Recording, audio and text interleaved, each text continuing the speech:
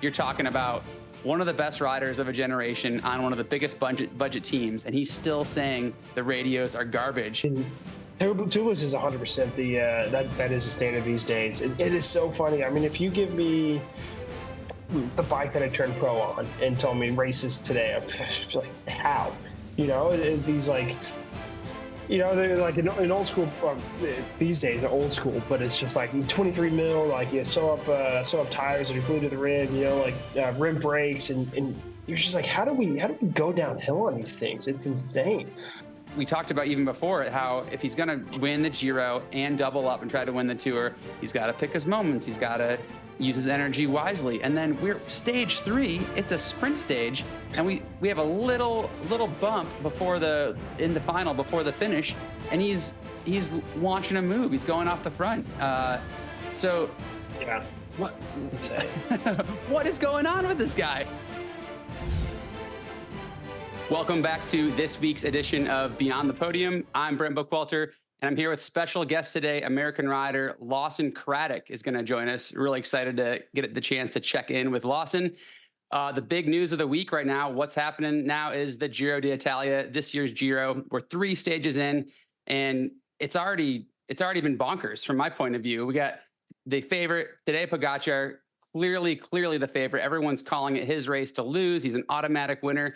He does show some first flaws in that first stage, only to come back, crash, smash everybody for the win in stage 2. And then stage 3 today, up to his usual tricks, blowing the peloton apart on a sprint stage in the final kilometers. So a lot to unpack there, stages 1, 2, and 3 of the Giro. We're going to touch real quick on the women's Vuelta that just wrapped up and was won by Demi Vollering. And then, yeah, we're just really going to dig into that Giro. There's a lot of exciting stages to come to. The one of the stages that's on everyone's mind, the gravel stage coming up. We'll get Lawson's point of view on that a little bit.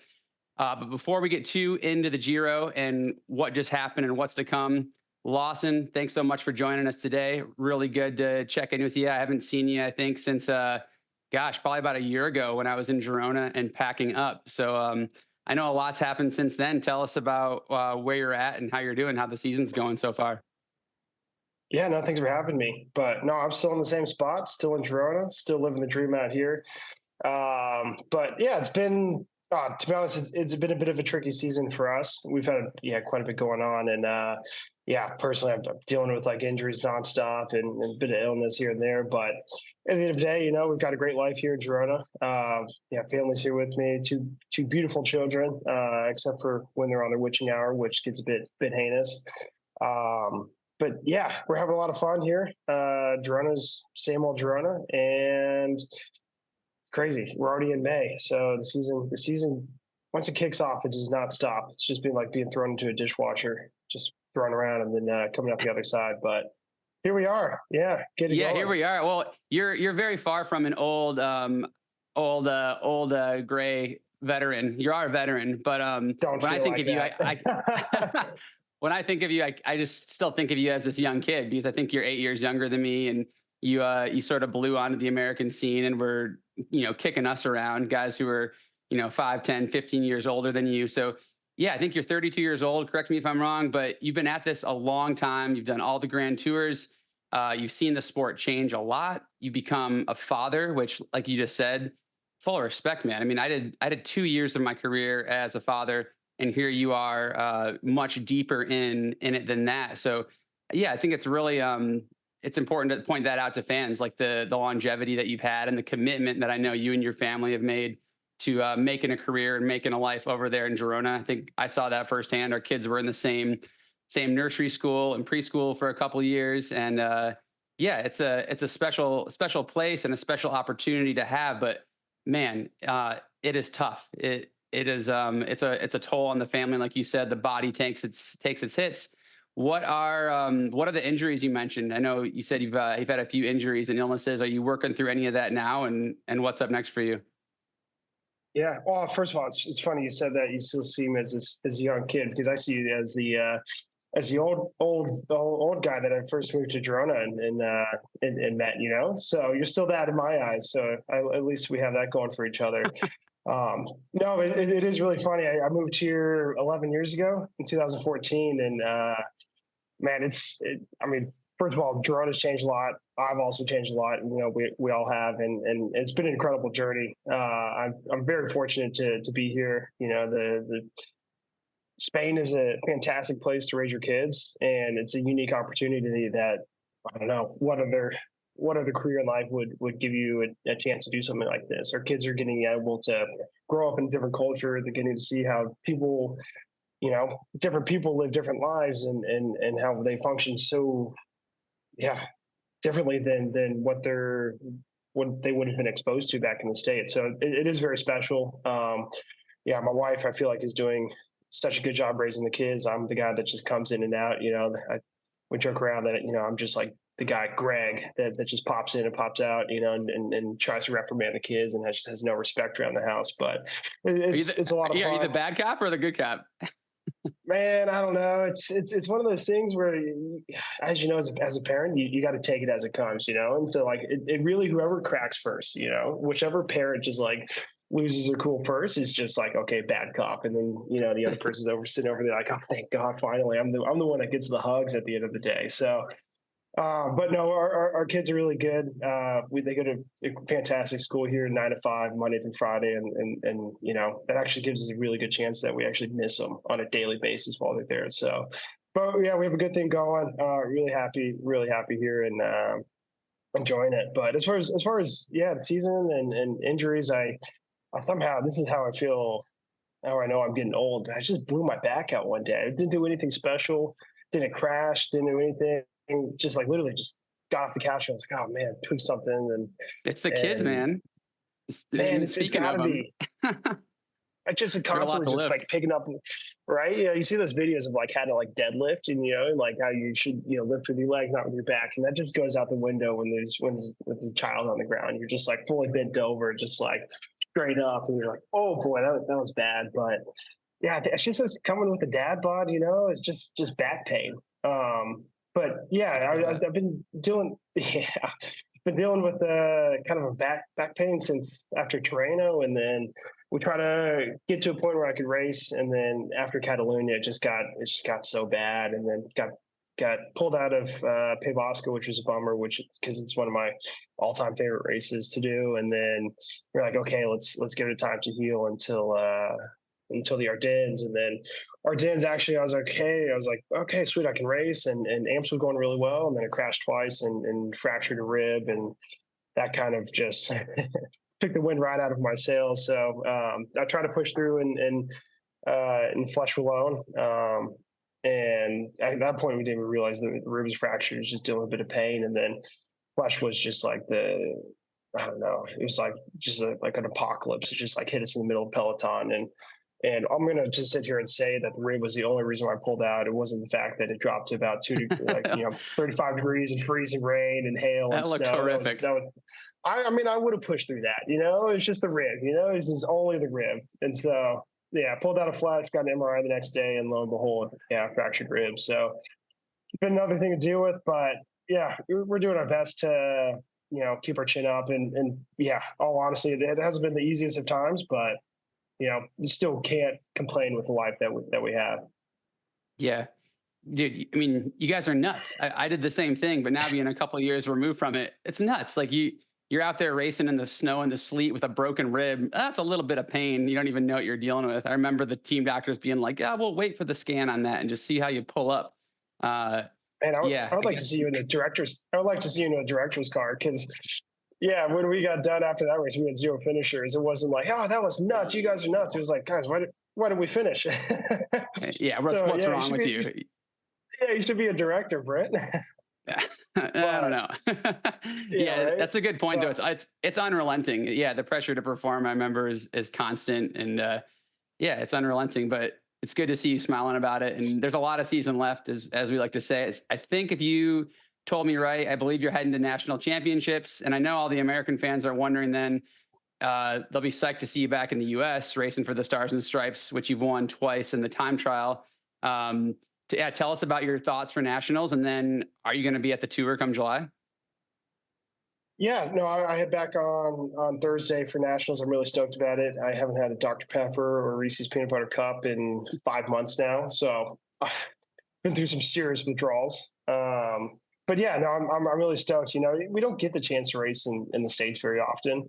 And so you kind of, especially at this point in my career, I'm kind of just trying to take every chance I can to get back there and race in front of home fans. And so something I'm really excited about. I did toy around with the time trial and actually decided I'm not going to do it this year. I just, with all the injuries and everything, I just haven't even been able to even look at a time trial bike. So I'm going to give Brandon, guy like Brandon McNulty, you know, a fair shot at winning it. You know, Nielsen Palace will be there too. So, and it should be an exciting race. I am going to do the crit, which should be a good time. I haven't done a crit, you know, especially on the national level in, I don't know, 15 years. So back in the Tulsa Tough days when I was like 18, 19.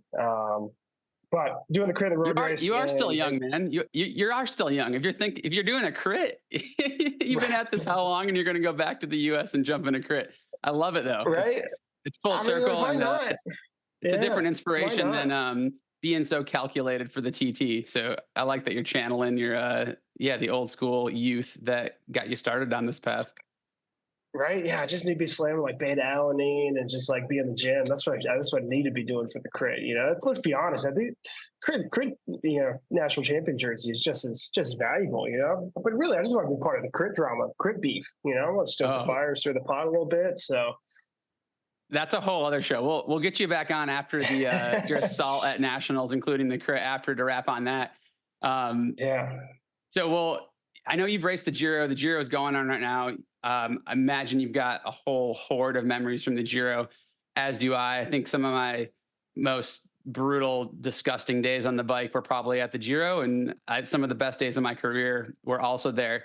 I know as I'm watching these guys in these first couple stages, there is like this like pure Italian passion, like nostalgia that I feel kind of like creep back in. For me, I always enjoyed doing the Giro because there was a little less like, I don't know, hype and pressure and microscope in terms of the greater media world and the sponsors at the Giro than there was at the Tour. And I felt like it was really about the racing and showcasing beautiful parts of Italy and the passionate Italian fans. What's as you see these guys get off to the Giro, and I know you're also integrated, embedded into a team that's there. That's Team Jacob Alula that's had some mixed luck already in the first three stages of the Giro, with Eddie Dunbar having to go home early. What's coming to your mind as you reflect on your Giro experiences, and then also you're watching your teammates that are already up against it in these first three hard stages? Yeah, so I've done the Giro twice now. The first time I did it was actually 2020. I'm pretty sure you were there. Yeah, you were definitely there. Remember, I don't think you were having a very good time there. But that was when it was in October, and I only did the first half of the race, and yeah, it was during the COVID year, and I remember there's a COVID outbreak in the peloton coming right on the first rest day, and yeah, at the time my wife was like 36, 37 weeks pregnant. And I just remember just like seeing all these guys go positive, and all of a sudden at that time, we had to do a 2-3 week quarantine. I was like, oh my gosh, like if this happens to me, like my wife is in the States, there's no way I'm going to make it back, you know? So I just kind of like lost my mind before the start of the first stage after the first rest day. And I was like, I can't race. And the team was really good about it. I was racing for EF at the time, and they just put me on the next flight home, and yeah, flew straight home, and was like, well, okay, I guess I'm in my off season. Got home, went to bed, woke up at 3:30 in the morning. My wife's water had broken, and we went straight to the hospital and had our second baby, Noah, about 4 weeks early. So that was my first Giro experience and my most memorable one. And then I did do the Giro in 2022, and that was definitely a bit different. You know, there's a lot of pressure on us. We had Simon Yates going for the overall victory, and there was a lot of stress on our shoulders, you know, and at that point we were having this massive points battle for relegation, and Simon was going to be our savior, but he crashed in the first week after winning the time trial, and so all of a sudden it was just like, yeah, so much uncertainty. So I do remember being there. I remember being stressed as hell, and yeah, but Giro is it is a special race, you know, and I feel like when you look at all the Grand Tours, you have the Giro, the Tour, and the Vuelta, and they kind of just resemble the culture that that each country represents, you know? So like the Giro is all about like passion and the big show and showing like what they have and being really flamboyant about it. You know, the Giro, they have these iconic stages and these epic days on the bike, and then people talk about them for years and years and years. The Tour is just like very, very boastful and in your face, and everyone, you know, it's just, you know, a very high stress environment, and the more you suffer, the more you get out of it, the more you put into it, you know, the bigger the reaction. And I feel like that's the allure of the Tour. And the Vuelta, which is my personal favorite, is just very relaxing. You know, it's something that a lot of riders go to, and it's got a little bit less so throughout the year, but it kind of follows, every Grand Tour follows a culture, and the Vuelta does it as well. You know, like the Spanish people love a good siesta, so they love a good little tranquilo life, and so I think that's kind of what makes every Grand Tour special in their own way. The Grand Tour, or the Giro, is definitely, yeah. If you're gonna follow one race only for for the show, and I think the Giro is got to be it. You know, you're guaranteed epic days. You know, it's in May, and as we all know, in Europe, the spring in May, or the spring in Europe can always be unpredictable. I've done days of the Giro where it's been, you know, 35 degrees, and then it's also backed up with a day that's freezing cold, and you're just on top of a mountain, and there's snow all around. You're just like, what are we doing? Remember it, You yeah. know, but What? yeah, but those are the days that you remember. Those are the days that you get done with, and you're like, wow, that's special. Just maybe not thinking that at the moment. For sure, not at the time. Which if you had to pick a favorite, that's what I always get asked. What is your favorite Grand Tour? Or if you can do one more Grand Tour in your career and you can go back to one, which one do you go to? Well, let's see. I mean, the Giro is definitely in my top three, out of the three. Good math. But I would say hands down the Vuelta. Yeah, definitely, it's got a spot on the podium. But the Vuelta is hands down my favorite. It was my favorite. It was my first Grand Tour.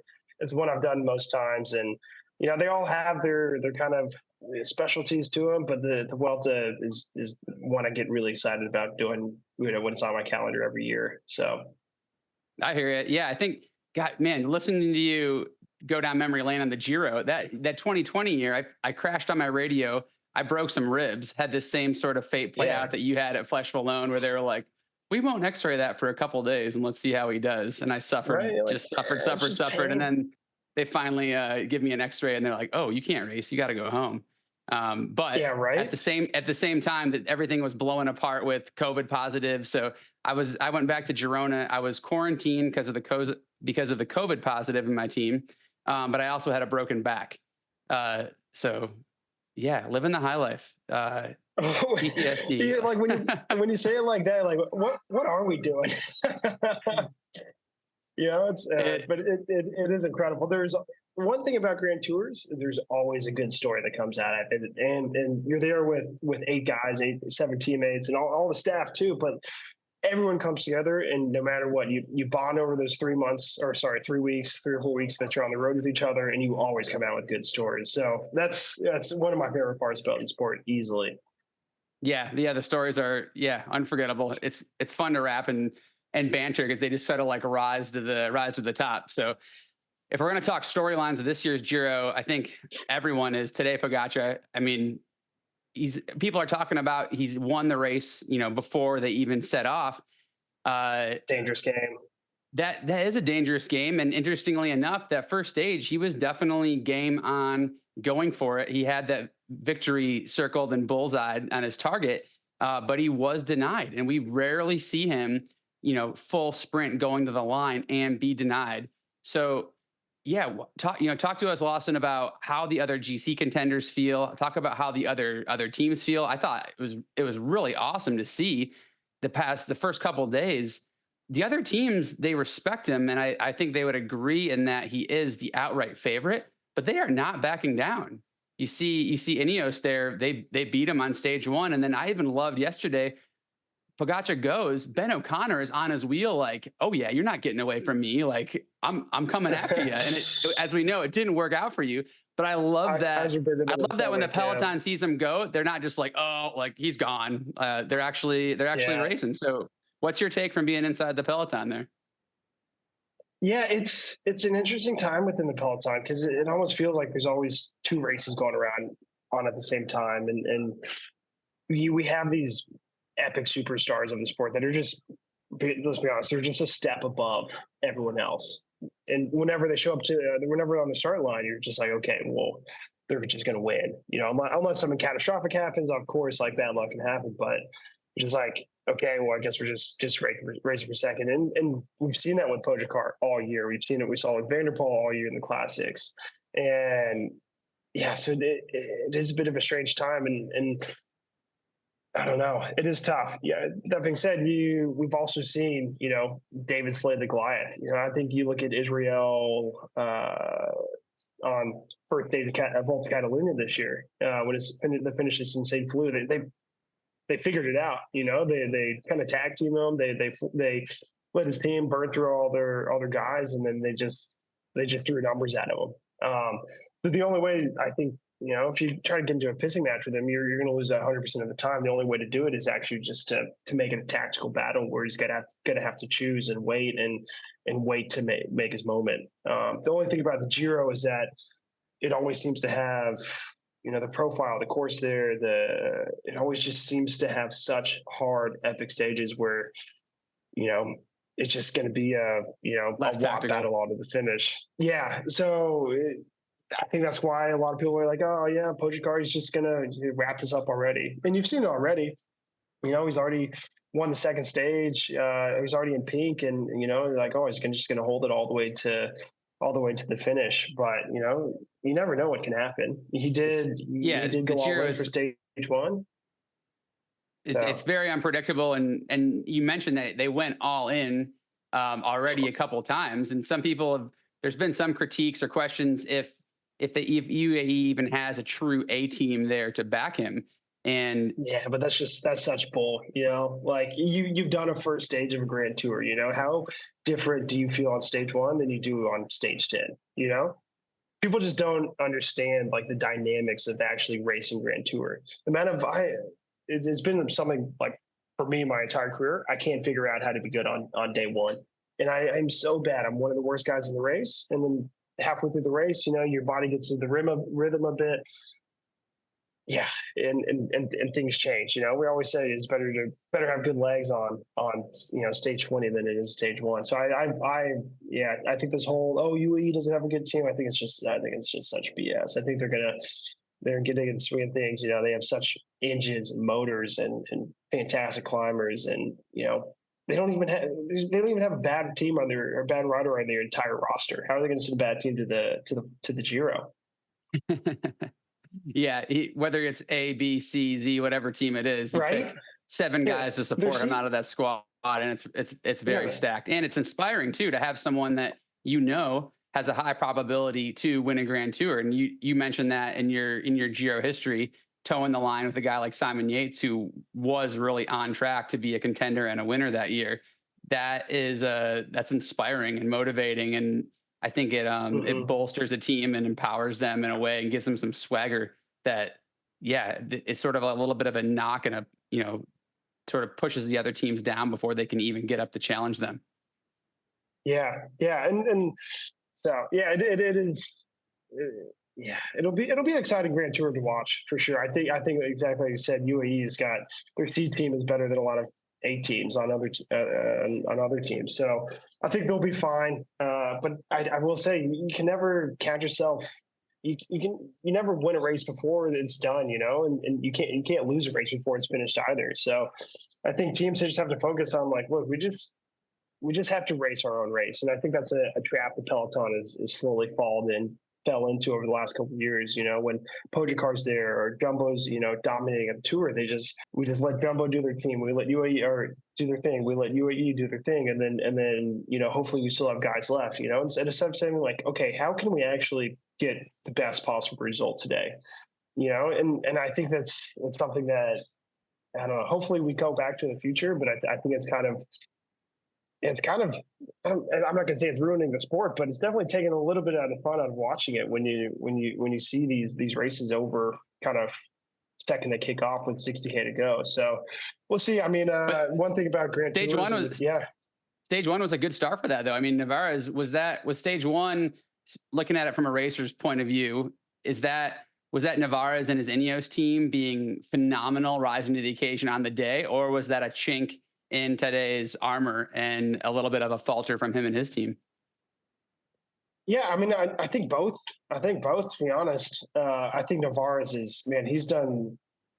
Sometimes you're in the peloton with him, you see him just do just the most insane stuff, and you know he's got an engine. I actually like when he did that or on stage one. I was like, man, I could I could see this guy pulling a Carapaz. You know, when Carapaz won the Giro, just like so under the radar, and then all of a sudden he just like made it to the final week in the peak, and it was like, oh gosh, this might actually happen. Unfortunately, obviously now we know that Navarez did crack and lose the jersey yesterday, but it did show that Pogacar is beatable, and with the right tactics and the right team, and obviously, you know, everyone shows up to Grand Tour on really good form, but it is very possible. I would love to see an exciting race, and I think the only way to do it is you just attack their team, you know, and you let Pogacar have to cover as much as possible.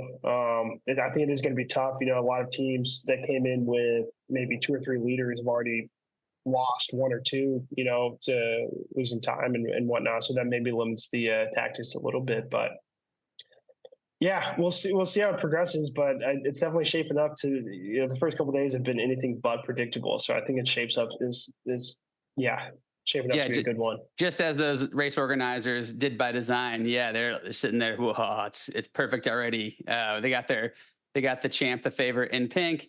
They got a couple of the GC guys, like you said. Bardet lost some time on stage one. O'Connor lost a little bit of time after trying to follow Pogacar yesterday. I think. For me, I think, like you said, attacking them can work, but I think seeing the way Ineos is riding, they're doing their usual thing. They're rallied behind their guy, Geraint Thomas, who they really believe in. In the first couple days, 2-3 days, they're really, really riding well together. And there's definitely been times already where Pogacar's been, you know, a little down on teammates compared to Thomas. So I think they're sort of playing that opportunity game. I was watching them rolling into some of the tense moments and climbs in the first couple of stages, particularly stage 2 and stage 3. And I was having these moments in my mind where in years past of the Giro, it's like all the teams are across the road. They're all doing full lead outs, and the touch of wheel somewhere just, you know, takes out 3 or 4 GC guys, where I feel like Ineos is really, really on it and proactive in that. Whereas, Pogacar has already been a couple times sort of like, you know, left to move up on him by himself. So I think the unity and the sort of like just steadfastly like chip away at it nature of Ineos and Thomas could prove a potential threat in the third week. But again, it's Pogacar. I mean, if he's on, what are you going to do? Right. I mean, but we also saw it at the Tour last year. He was on for 15 days in a row, and we're like, okay, here it's going to be shaping up to be a great battle between him and Vingegaard, and then all of a sudden, just an explosion happened, and it's probably something that like they didn't see coming. No one saw coming, and I think it was on the Col de Loze day after the time trial of the Tour last year. You know, that same thing could happen. You know, so the one thing about Grand Tour is you never know what you're going to get in the final week, and I think we know that all too well. But Lawson, what's your take on that though? With definitely the unpredictability of the Grand Tour, but when you reference Pogacar at the Tour against Jonas Vingegaard and a full-on stacked Visma team, how does that compare in your eyes in competition relative to say Ineos and Geraint Thomas's team this year? Are Ineos at the Giro as formidable as Vingegaard's team at the Tour? Short answer, no. And not to say that Ineos doesn't have a good team at the Giro this year, but I think Jumbo, the last couple of years of the Tour, that's about as good as you can get in the sport. I'd say that is the best level we've seen a team collectively ride in the history of the sport, and that's going back and all throughout the U.S. Postal days and everything. They're just dominant, and I think that was a big reason why they were able to, you know, put Pogacar into that, you know, difficult position. I do think a big difference between the Tour last year and the Giro this year is that one thing that could change and shake things up is that Pogacar, he's coming here with the idea of doing both the Giro and the Tour, and I think probably now this is all speculation on my end, but now he sees the injuries to Vingegaard. He sees probably maybe the Tour is he hasn't won the Tour in 2 years because Vingegaard's been simply been better, and now he probably sees, okay, maybe this is my chance to win the Tour again. So I don't know. What has he done coming into the race? He was flying all spring. He's just a step above everyone anyway. So he's just physically better. And no, I don't know. I think the only thing that could get him into danger is if he all of a sudden feels too comfortable in his position, leading the Giro, assuming he's going to have the lead in 10 days time, and turns his focus onto the Tour. I think that's the only thing that could potentially be, maybe not the only thing, but I think it could be one of the things that potentially could be the biggest unknown that could throw a wrench in the plan. So we'll see how it progresses. But yeah, it's we're only on stage 3, and then like you said, everyone's already been talking about Pogacar just winning the Giro. He's just automatic winner for I don't know, the last couple of months. But it's an exciting time in the sport. I remember when Bernal won the Tour. He was a young rider, and everyone was saying, okay, man, we're just set up for 5 years of Bernal winning the Tour, and the next year Pogacar comes and he wins the Tour, and he's like, oh, maybe not. Now it's Pogacar. He's so much better. He's going to win the Tour for the next 5 years. Fast forward a couple of years, now it's Vingegaard. You never know who's going to come up and actually be that guy to take the crown. So we'll see. Yeah, it is easy to sit there as fans and think these guys are playing video games, or the directors are back in the car just moving their pawns and their chips and telling them when to attack. But it's if you're just hearing your experience of the Grand Tours in this season is anything, it's a reminder of how uncertain it is, and the Giro is probably the one that exemplifies that the most. If I look at one of the other differences I've been thinking about is in the teams relative to sometimes at the Tour is, there's not as much depth in that. There's not like these co-leaders. Before the race, there was a lot of hype from the Ineos camp about Thymen Arensman. He was kind of touted as like a tier 2 favorite. Like he'll stay on the GC. He'll stay with G as long as possible. He actually had a pretty rough first couple of days there. And we had some drama in the media, particularly about his dad being critical of the team and stirring the pot. Yeah. So, I mean, first of all, has your dad ever come out and rip your team for the lack of your preparation? Or oh man, I don't think my dad had an Instagram until about a couple years ago, but I don't know. My dad might have a burner account. Yeah, he might have a burner account. I actually don't know, but I don't see too many people on Instagram or Twitter actually. Or sorry, what is it? We call it X, formerly known as Twitter. Really giving me pushing from behind. So I don't know. Maybe that'll change, but no, that's fine. And I've always. It's something, it's wild. It's something you see a lot, I feel like, in these massive other sports. You see a lot in the NFL, players' wives, like the players never want to air their dirty laundry. And so all of a sudden you see someone else behind the scenes, or someone who's very close to them actually doing it for them. And so it definitely sounds like what we have here, but it is interesting, I mean, I saw he posted something about like, oh, now that we're here at the Giro, like, no, his trainer can't screw up his form for the next 3 weeks, and you're just like, dang, dude. Like, I mean, also, that's, I don't know, that's a heavy thing to really put out there, because also, I mean, Arnsman, he's you're in the team, you're in the environment, you're in that team bubble that you're supposed to be bonding and being a part of this group environment, and all of a sudden you have something and maybe something that Thymen actually was quietly complaining about and whatnot. No one knows, but all of a sudden now that's an extra stressor, adding on to the fact that he didn't have a good first day or two or whatever. Where his team an extra stressor that but that's something he's got to have to deal with, and it takes the spotlight away from what should have been like, and I'm sure it was still a beautiful day for the team. David slaying the Goliath, like I said before, just like, winning and having the jersey and the pink, or having the pink jersey at a Grand Tour. That's an incredible feat, for any team, for the whole team. So I don't know. Yeah. It's one of those things where, it's maybe an emotional decision on someone. To me, it I'm sort not of gonna say I highlights. don't love it. Yeah. We love some pot stirring, but to me, it highlights Yeah. the level and the expectation of the young riders these days. Like if I Right. want to talk as the old guy, like it used to be, you do a couple grand tours, work for the leader, be super stoked when your leader, one of your leaders won a stage, your leader was running in the Hmm. top 5 or top 10 overall, and then eventually you try to ride GC or get your stage win. We're talking about a 24-year-old who basically comes in swinging to the Giro thinking he's gonna and he also is Yeah. expecting, his team expecting, his dad is expecting that he's going to be there with one of our generation's most renowned, capable, and experienced Grand Tour specialists in Grant Thomas. Man, Yeah. that is a tall, stiff order to carry.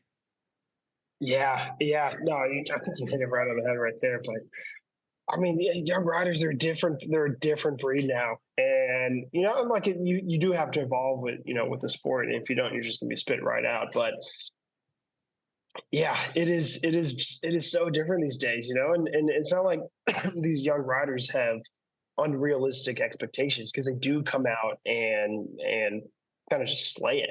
Like ours been a fantastic result in the past, and for sure, that was his big goal, was coming to the Giro, and it's also probably the goal that Ineos put on his shoulders.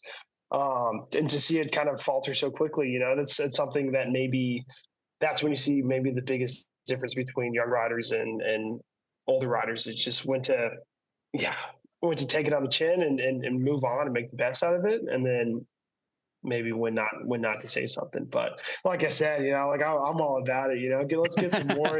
Like let's have let's have some Well, more and drama. So it gives yeah, us something to talk in about. Arnsman's defense, So they were back on it. I mean, they went into stage 2 with Pink. Ineos controlled. They rode the front, which also was a little bit of, we're great. talking about stirring the pot, a little controversial when we go back to the sort of overarching theme of the Giro, and that today is just going to smash everyone apart and walk away with it without contest. Ineos tees it up, controls. To me, a little bit of that, also seeing how they're riding even in today's sprint stage, which is easier with hindsight looking back to stage 2, but they're riding for the jersey because they believe Navarro's can maybe hold it for another day, but they're also riding because it is the Giro, because the roads are nuts, because it's dangerous, because it's super stressful, and that's how they ride. We've seen them time and time again of the past, the past decade. They've done a lot of kilometers on the front, whether they have the jersey or not. So to me, it wasn't really surprising. Some are saying that was a mistake and a poor use of energy. What's your thought from inside the peloton there? Yeah, I mean, look, I can tell you about my like the first stage of 2022 in the Giro we did in Hungary, and it was the first road stage after. Yeah, whatever. It was a sprint stage, super easy. But I remember break went immediately, 2 or 3 guys, like no one was worried about it. And this set tone for the whole race. But the second whoever started riding, whatever team it was, all of a sudden the pace just like we were just cruising, and all of a sudden the pace went just like 65 km an hour. We're like, what is going on? It's just actually caused a massive split in the peloton. We didn't realize that the TV moto just sat directly in front of these guys in front. Um, Eventually that stage calmed down, whatever. But it was that entire Giro, and it was unlike anything I've ever seen, where the TV moto, and we complained about it, but it did not leave the front of the peloton, and it actually ended up being a massive fight for position once the team started riding, of just being as far forward as you can, because we just knew that the guys in front were actually just straight up drafting off to the moto, and it caused so much tension in the peloton. And we realized if you're the first team, you're on the front, but you're actually saving so much more energy. And so I don't know. Who knows? That maybe that's Saving energy right in the front. Yeah, yeah, but that's something we don't insane. see. The amount of right and Yeah. yeah, in my opinion, it's like it is one of the biggest issues in racing these days. Is just like getting the draft from the front. Because so many times you're just on a flat road, and all of a sudden the pace, that just jumps up 10K an hour, and you're just like, what is going on? It's not like the guy in front actually just started sprinting. He's just riding the same power, same speed. He's just getting a little bit of help, and be honest, we would all do it. I would absolutely take advantage of the moto. It's Oh just yeah. it's just part of racing. So I mean, that could be, yeah. It's just sometimes the front, being on the front, pulling, it actually isn't even the worst place to be. And there's also things that these teams do when they are on the front that they know how to make it so hard for the guys on behind. So Yeah, Giro is I think that notorious maybe for those motos. That's yeah, it'll definitely continue to play out too.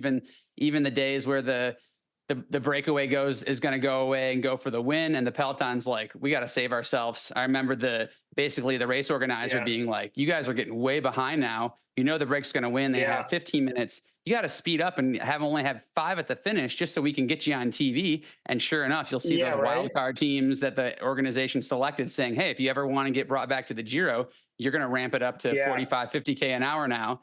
And we'll give you the bike, we'll give you the moto, and everyone else is like, oh, you got to be kidding me. I can't believe we're doing this. So yeah, the inner workings of the Giro that not everyone gets to see at home. So so another big point, if we're still on stage 2, I know we got to move along. We've only done 3 stages and there's already so much to talk about, but it was a drama-filled moment when Tadej Pogacar hit the ground. We saw his tire go flat, and then he definitely tried to nurse it through the corner, and like he was flying through that turner. Anyone would I think he would it's hard to turn a bike with a flat tire.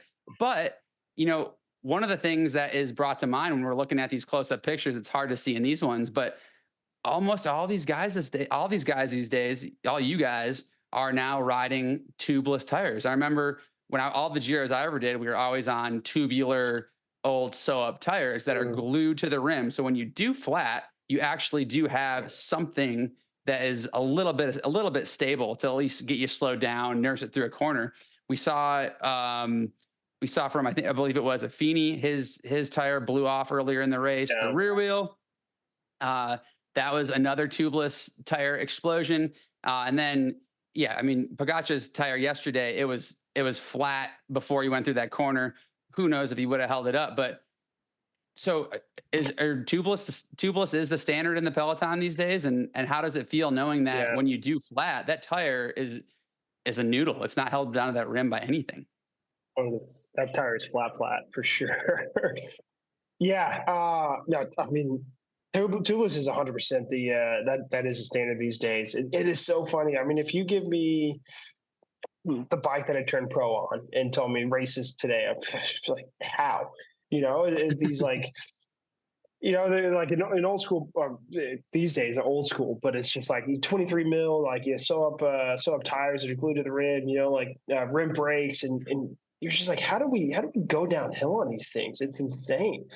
But yeah, tubeless, they've been proven, the tires have also gotten thicker, but like they've been proven to be faster, and the technology is to a point where actually they're almost just as flat resistant as normal or whatever, tubulars or whatever.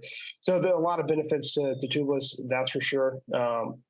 And yeah, also tire pressure has been a big thing too over the last couple of years. And if you followed cycling, I think you've probably been attuned to that conversation. But yeah, I mean, look, we kind of talked on earlier about how unpredictable these races are, but the race could have ended for Pogacar right there. I think there's a video or a picture of him just like that team car was coming up hot on them, because their directors are also, they're also stressed at that moment. They hear, okay, their race winner, their superstar has a puncture at an awful time, they're booking it straight through the caravan and trying to get up there as soon as possible. And all of a sudden he's just like, you never expect, to have to stop in the middle of a turn, and that's where Pogacar goes down. So yeah, I think it is a pretty good reaction time on from the driver, and yeah, but I mean, just right there, the race could be over, for Pogacar. So you never count your chickens before they hatch. I think that's a good example, but yeah, drama, and he did get back. He did get back, but it was not it definitely wasn't an easy chase back. I mean, obviously his form shows there. He does have some teammates. The team was really important there. You got to remind everyone at home that I don't believe it was a full peloton there. So that was another one of these instances where it's really important that your teammates have fought. They are fit. They're able to stay with you in that reduced bunch. So they could give him some help getting back. But Ineos was still on the front. They had been up there for a long time before that, controlling, keeping the riders safe. And we heard Thomas talk about after how, I didn't even know he went down. As a former rider, I believe that. Thomas even mentioned it, and it was interesting for me to hear him say that a few years after I've been removed from it. He said, these radios are crap. We can't hear anything. And I remember that too. The fans are blaring, the caravan's all stretched out, and you're talking about one of the best riders of a generation on one of the biggest budget teams, and he's still saying the radios are garbage. I totally buy it. So I think anyone who's critical of, they should have waited for him, I think that's BS. I think they were up there doing their thing, whether they knew he crashed or not, was sort of irrelevant. They probably didn't know because the radios were garbage. But even if they did, they had the right to keep their guys safe up there and keep the pace on. Absolutely. Yeah, no, it's funny you talked about radios. Since the day I turned pro to now, the radios have stayed the exact same. And to be honest, like, radio technology is kind of a dying breed. Why does a company want to sink a ton of money and resources into building radio when we have cell phones now? So in some way I get it, but yeah, it is funny how poor the radios still are in the sport. And so many times, and the little button on someone's radio somehow gets like pressed and just keeps pressing in, so you can just hear like just like constant like noise for God knows how long. The guys come, someone's radio is open. It's so funny. It's so comical at this point in my career to hear it. But also with some things don't change. Ineos Tactic, some things change and some things in sport never change. But I mean, with Ineos Tactic, like, it at that point the race is on, and it's not like they changed what they were doing. Like what could they have done differently? You're not going to commit to a plan, and then just because someone in the race, has bad luck or mechanical or whatever, you're not going to just like throw it out the window. At least I can be honest. Like, no one has ever done that for me when I've crashed or flatted. No one's ever waited for me. So, poor Lawson. Great, I'm a bit different. Yeah, right. I've also never been in the pink jersey at the Giro, but Ineos, they had their plan. They were committing to it. They're right before the final climb. Like, what do you expect them to do? What does anyone expect the whole peloton to do? It's like, okay, let's just stop. Let's just wait, because it just makes no sense. I think they did exactly what they were doing already, and they committed to the plan. There's nothing wrong with that. Well, and so Pogacar did catch back on. He launched an awesome move to the finish, and we saw without that a bike computer too. Without no power, he could not see his power. So for all the kids at home, how was he pedaling his bike? I don't know. How did he finish? I know, like, that's more impressive than anything I've ever seen in my life. No computer to take pink. He won it, and he won his stage. I like seeing his emotion at the finish line. He was still really emotional. I mean, how many races has he won? But he still doesn't take it for granted. I think especially after hitting the ground just a few moments before and being denied the day prior. So we have Pogacar in pink after stage 2. I really thought stage 3, like everyone is talking about, we'll see a sort of like cliched template formulaic roll out to a sprint finish, which we did have our ultimate sprint at the end with Tim Millier getting that reduced bunch sprint. But once again, we see Pogacar and the GC riders on display. We talked about even before how if he's going to win the Giro and double up and try to win the Tour, he's got to pick his moments. He's got to use his energy wisely. And then we're stage 3. It's a sprint stage, and we have a little bump before the finish, and he's launching a move. He's going off the front. What? Insane. What is going on with this guy? Is he saving it all to win the Giro and win the Tour, or is he just a rabid beast that can't help himself? But when he sees the finish line and sees the chance, he's going and he's taking it. No, I mean, you look at how Pogacar races his entire career. He can't say no to an opportunity like that. He's always up there at the front of the peloton. He's got his eyes on everything. And at the end of the day, he's just a racer, and that's what has made him who he is. So how can we expect anything other than that at the Giro this year? And my belief is that you the second you pin that number on the Giro, you shouldn't be thinking about the tour. He's got to do exactly what he's been doing that he's done to win all the races that he has. And that's just be present and just be racing. I think it's how he still enjoys the sport so much. He doesn't take things too seriously. He lets things come as they are, and he just takes advantage of it. So I think it makes for exciting racing. I don't think anyone had that on their expectations today, was that Pogacar would all of a sudden launch with 3K to go. I think he saw an opportunity when Honore from EF decided to make a move, and it was like, okay, well, yeah, shoot, if he's gonna do it, why can't I? But yeah, it's pretty incredible. I think at the moment, the tour is probably the last thing on his mind. That could change, if he hits the final week with a big gap or anything, or if something else happens and he's not in pink or something's gone wrong. I think maybe then the tour you'd start to think about it. But at the moment, he's at the Giro. I don't think he's ever done it before. So why not put a show on for the fans and just do what he's paid to do, and not just race a bike. It's definitely a show. I know we've both been part of teams where you have a leader, and you're hearing you have a leader on the road, but you have a leader in the car as well. And you hear in the communication come over, it's all about like, get your guy to 3 kilometers to go. And now we can back off and let the sprinters have it.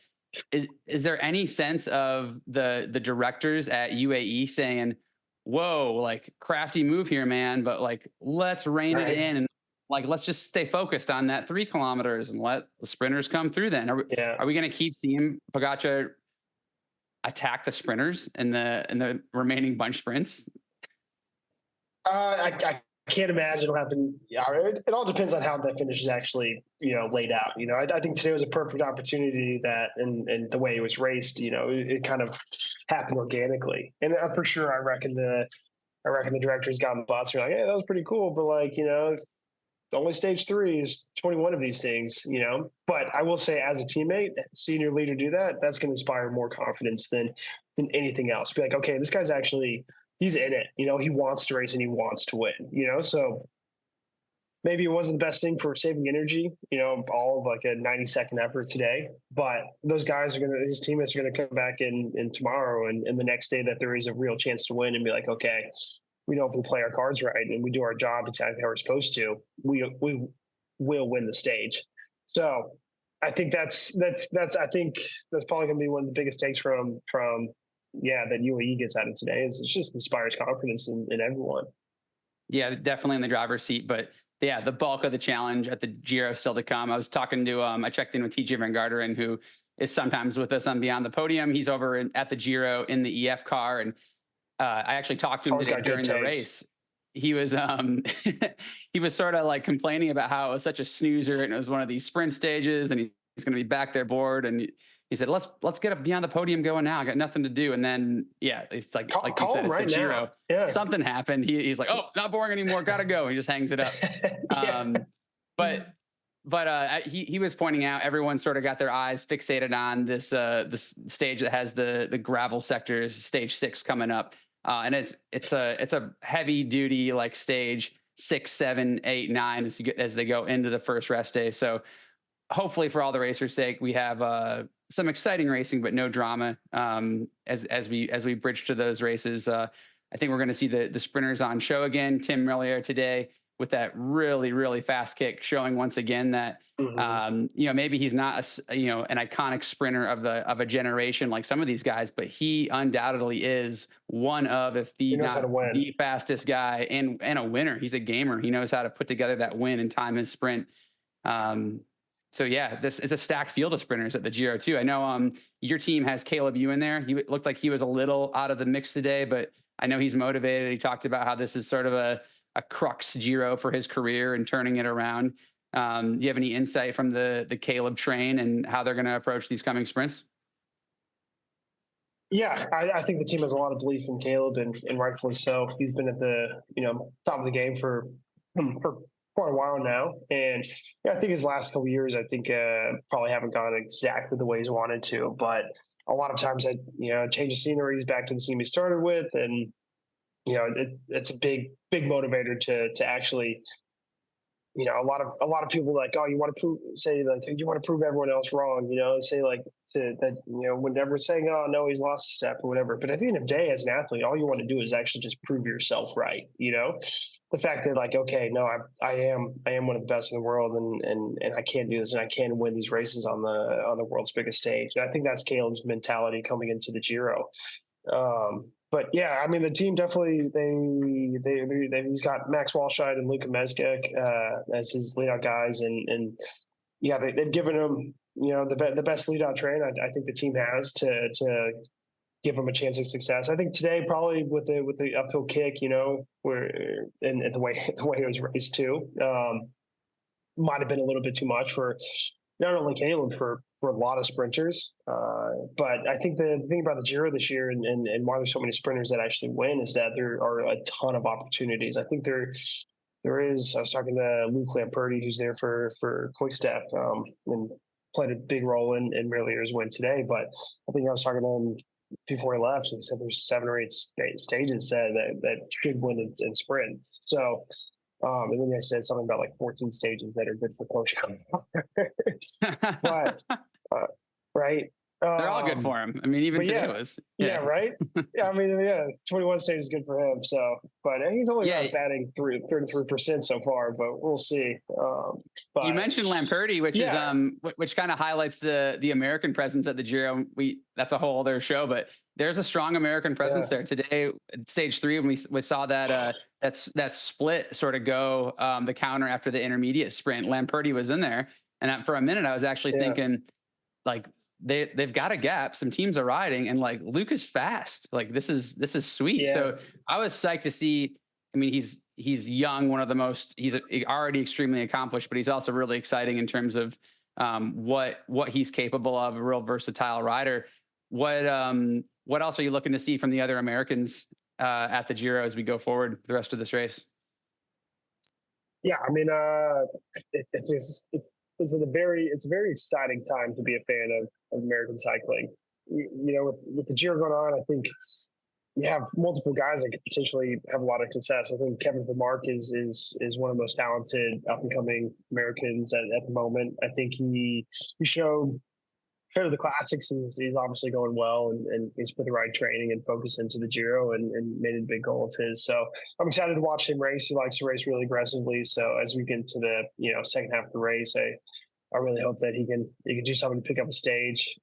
Magnus Sheffield is there. He's a rip a time trial, and I'm sure he's targeting those with an eye on trying to make the Olympics team this year. And then Luke, he's there.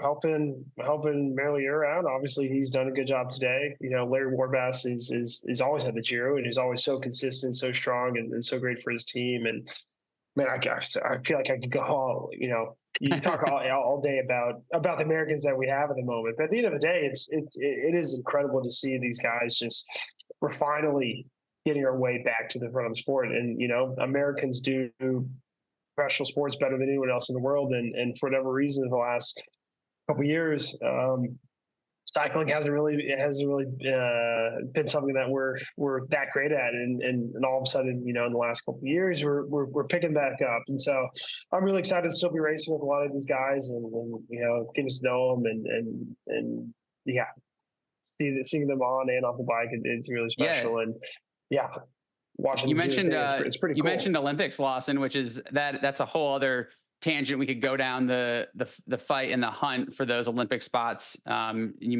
mentioned Magnus, that's still front and center there.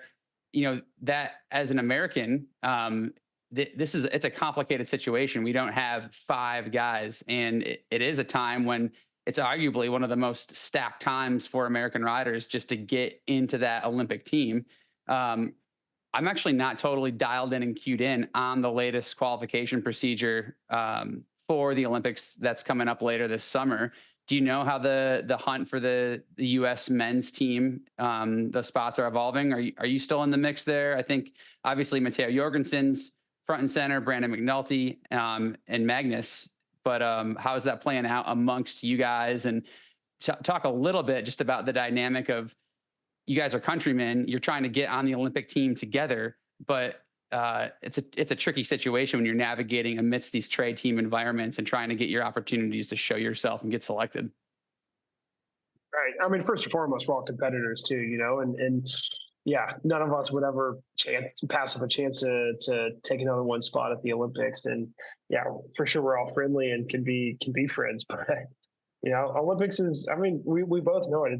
It's so special to be there and represent your country. I think that's one thing Americans do really well is they have so much passion in actually representing where they're from and getting raced with the Stars and Stripes. I think it's one of the most special things that we can do in the sport.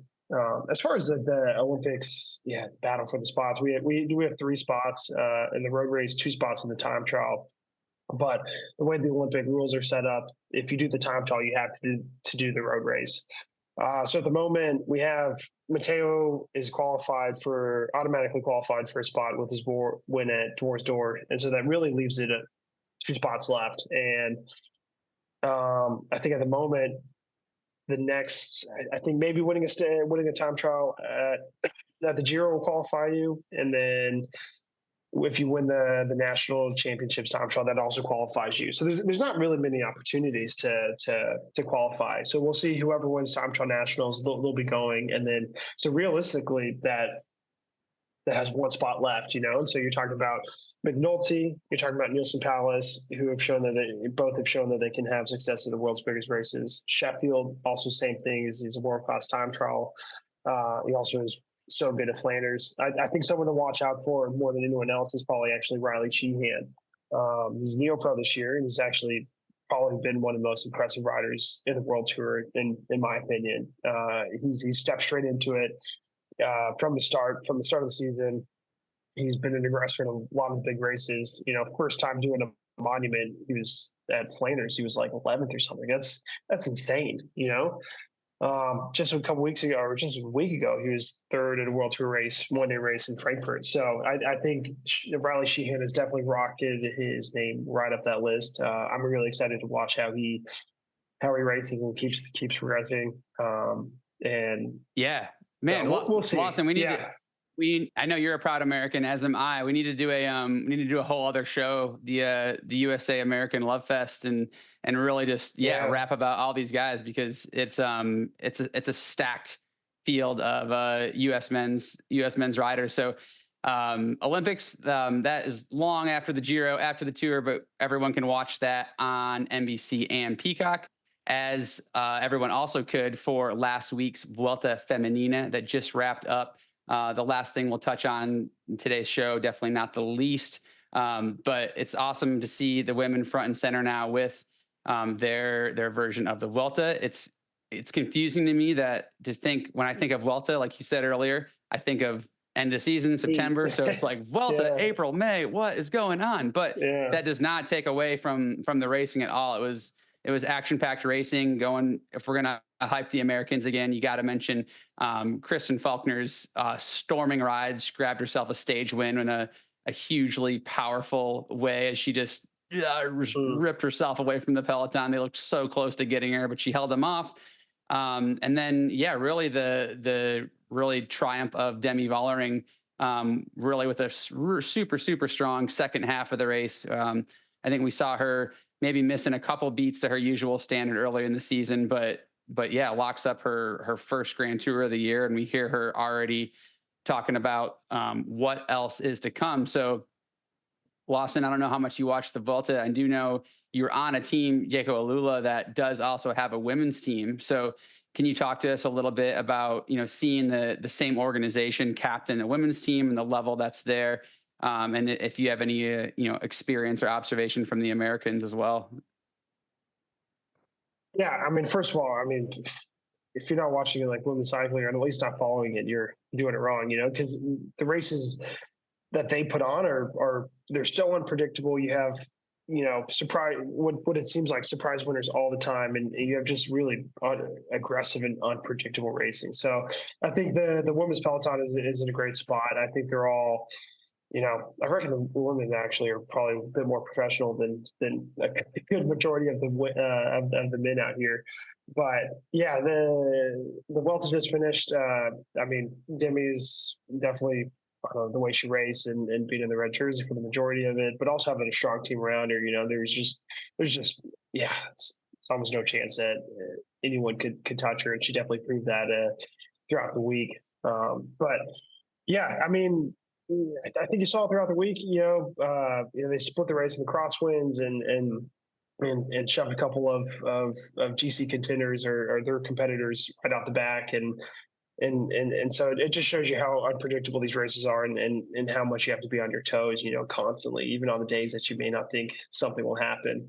But yeah, it's always fun to see, and like you said, we do have a women's team on Jacob and Lula. We stay at during the classes, everything, we stay in the same hotel, so we get to know them a bit and get to talk to them and share meals. And that's one thing I do love about this team is how big the family, and I think for sure you and we're part of the same thing, but how big like the family vibe actually is. It's not like everyone just kind of sits there and does their own thing and then goes home. It's like everyone is actually part of something bigger than themselves, and gets to know each other as people and not only bike racers. So that's one of the cool things I really enjoy about this team is actually getting to spend time with not only the men's team but the women's team. But I think it's pretty special.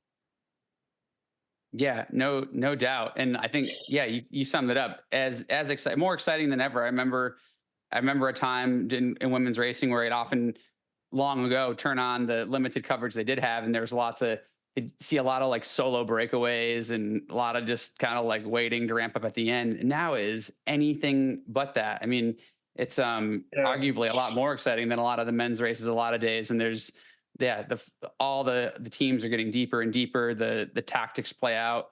More exciting than the men's, or equally exciting, smashing it in the crosswinds, like you said, splitting it up. They're hitting up all the big iconic climbs, and two more Grand Tours for the women to come. So there'll be more opportunities to catch those on Peacock and NBC as well this year.